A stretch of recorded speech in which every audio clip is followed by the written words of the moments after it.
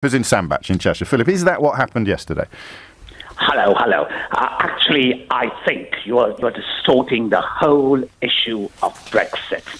We, the electorate, were asked by MPs for a very clear instruction. I have been over this quite a few times. Can we confine ourselves to what happened in the House of Commons yesterday?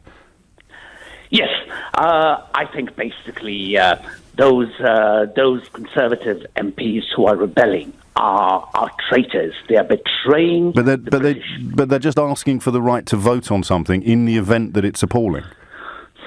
No, not at all. No, what is it then?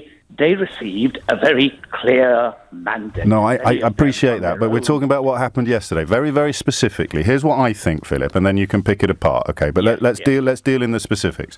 They have posited the notion, and we will keep it theoretical for the purposes of our conversation. They've posited the notion that the Prime Minister is not going to be able to conjure up anything that isn't demonstrably and considerably inferior to our current arrangements. If that becomes clear, they want the right to say, whoa, stop it. And the government or the parliamentary majority and people like you don't want them to have the right to put the brakes on if it becomes absolutely obvious that we're driving into a brick wall. Now, what's wrong with that analysis, do you think? Yes, because the alternative they're suggesting would keep us in the EU by the back door. No, but that's not what happened I'm talking very specifically about what happened in the House of Commons yesterday. They say we must have the right to apply the brake if it becomes absolutely obvious that we're driving into a burning building. And you say, no, even if we're driving into a burning building, we must not have a brake. Yes, I agree. Because I thought you might, actually. Yes. If the Prime Minister can't... You did hear the words that came out of my mouth. I said, if we're driving into a burning building, Philip in Sandbach doesn't want us to not only apply the brake, he doesn't want us to even have a brake. If Brexit means falling off a cliff edge, so be it. I salute your honesty, Philip. I salute your honesty. That's what we voted for. Absolutely. We voted to fall off a cliff edge and to drive into a burning building. We did indeed. No, you're right, we did. Is there any way we can prove that you rang in of your own volition, that you're not an actor, that you haven't been put up to this? Because I'm now going to get bombarded with emails saying... oh, carefully handpicked and filtered from all the cowards who haven't got the guts to ring in themselves. Can we prove that you're real? Yes. How? I'm actually a Brexiteer. Well, I know that, Philip, because I speak to people like you every day, but other people aren't quite as honest as you are, and they still think that there's an intelligent analysis of the stuff you've just said. I've stood for UKIP 4 times there you as go. a candidate. You see? I'm an ex-UKIPper. Bingo. The real deal. What did you vote for? We voted for pain and oblivion. And just talk me through the positives, the things that when I put on the scales that we're going to be poorer, that we're not going to be able to trade with the largest single market in the world, that we're going to be damaged. The outgoing head of the CBI says that large parts of the car industry today are going to go extinct if we don't stay in the customs union. So I put all that on the scales on this side, all the measurable materials. You haven't mentioned immigration. Exactly that. So you put on the other side the stuff that really makes it all worthwhile.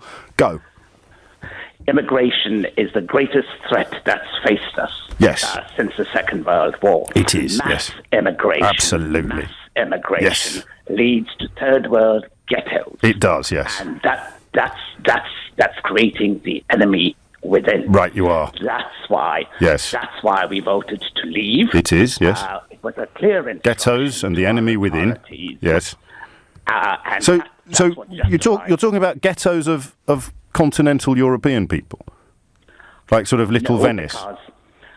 The open door to Europe is also an open door to the rest of the world. But it isn't, though, is it?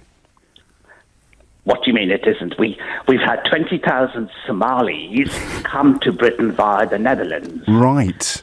And how many of them are in Sandbach? Sandbach is 98% white British. Well, I suppose... So my neighbourhood, fortunately, hasn't yet been affected. No. But around the southeast, yes, what you have essentially are cesspits. Third world cultures. Do you know where? Because I'd quite like to go. I live in the southeast. Do you know where they are? London is the worst example, obviously. But I'm actually in the middle of London at the moment, and you're in Sandbach, and you're telling me that what I can see out of my own window is what is it, an illusion? in most London boroughs. Well, go on. Talk me through which ones. In most London boroughs. Well, go on. Talk me through which ones have you been to? Like Lambeth, etc. Lambeth, etc. Where the Archbishop of Canterbury lives. Whites are actually in a minority. In a minority. In a minority. That's a great threat to social stability and it is, but you know that the European Union contains no countries that are not majority white. That's not the point. That's not the point. What is the point? The point is where you've got these large immigrant ghettos who are living like in Lambeth, within their own cultures, within their own cultures of French people and Italians and Spanish moral framework. We end up with social with chaos, right, and a lack of social cohesion. We do a lack of social cohesion. What does cohesion mean, Philip? It means neighbourhoods coming together and communities coming together. As long as they're not brown. Subscribing. I happen to be an East African Asian myself. Of course you do, Philip. Of course you do. And do you live in a ghetto? No, I've chosen to live in a town that's 98% white British. Right, you are. And are you the enemy within? I'm an assimilationist. Can you prove that you're not the enemy within, Philip? A few of us, James. Prove it, Philip. To assimilate. A few of us have chosen to assimilate. And there you have it. Just for the record, you are 100% real, Philip. And you've rang up entirely of your own volition, and you're not an actor or a stooge or anything like that. You're a 4-time UKIP candidate. Am I right or am I right? I stood 4 times for UKIP. I'm no longer a member. I'm an ex-UKIPper. Okay, mate. I stood 4 times for UKIP. Have a great day. It's 21 minutes after 10.